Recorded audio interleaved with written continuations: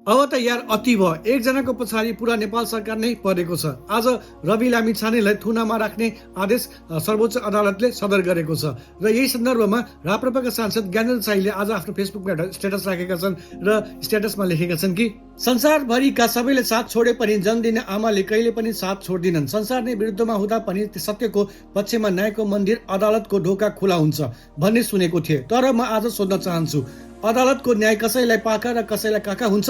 सत्तापक्षका सहकारी ठगहरू बाहिर राखेर छानबिन गर्न मिल्ने, तर देशका पूर्व गृहमन्त्री भइसकेका मान्य रवि लामिछानेज्यूलाई बाहिर राखेर छानबिन गर्न किन नमिल्ने? सम्मानीय सर्वोच्च अदालतका सम्मानीय श्रीमानहरूज्यू, यसको जवाब दिनुहोस्। इतिहासले यसको जवाब माग्नेछ।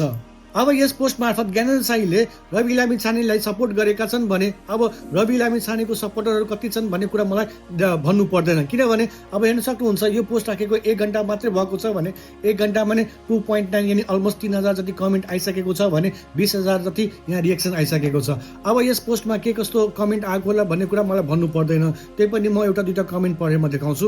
अब एकजना लेखेका छन् कि अबको विकल्प राजतन्त्र। त्यस्तै गरेर हेडलाइन मिलेन, कांग्रेस र एमालेको संयुक्त पार्टी कार्यालयले रवि लामिछानेलाई रिहा गर्न मानेन। बङ्गलादेशको जसरी जनता उठेर यी भ्रष्टाचारी नेतालाई नहटाएसम्म केही हुनेवाला छैन यो देशमा। राजा देख्दा कस्तो आत्मरक्षाको महसुस हुन्छ। राजाको हातमा देश जानुपर्छ। प्रजाहरू तपाईँको प्रतीक्षामा छन्। जय राज संस्थान। त्यस्तै गरेर घोर अन्याय। मान्यज्यू, स्ट्याटस लेखेर मात्रै भएन हौ, युवा मिलेर या त चुनाव लड्नु पर्यो या त एकजुट भएर आन्दोलन गर्नु पर्यो। देशमा फर्किने वातावरण त मिलाइदिनु पर्यो हौ हामीलाई। त्यस्तै गरेर अब 84मा हुन्छ हिसाब किताब। जय राष्ट्रवाद। गणतान्त्रिक व्यवस्थाले रवि लगायत कसैले पनि न्याय पाउँदैन। न्यायालय, प्रहरी, प्रशासन लगायत सबैतिर पार्टीका कारिन्दा भर्ती भइसकेका छन्। गणतान्त्रिक व्यवस्था परिवर्तन अहिलेको आवश्यकता। हजारौं लुटेर भन्दा एक राजा ठिक रे। त्यही त भन्या दाजु। न्याय मरेको देश घिन लागेर आउँछ नेपाली हुँ भन्नमा। अब अदालत पनि बिक्यो। सलाम छ तपाईँलाई। फरक पार्टी फरक विचार हुँदाहुँदै पनि फुल्ली सपोर्ट गर्नु भएकोमा। एक भ्रष्टाचारी झोले सबै चिनी राखौ। एक दिन सबै हिसाब किताब गर्ने दिन अवश्य आउनेछ। चाहे जो सुकै पदमा होस्, जहाँ सुकै होस्, त्यो दिन अवश्य आउनेछ। यस्तो रिस उठ्छ, काश मसँग अद्भुत शक्ति भइदिएको भए यी सबै भ्रष्टाचारीहरूलाई एकैचोटि खड्याप झ्याप बनाइदिन्थे रे। पार्टीका झोलेहरूको फैसला यस्तै हो हाम्रो नेपालमा।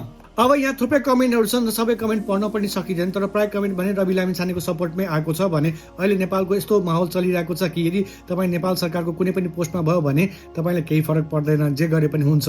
यदि छैन भने राम्रो रहेछ।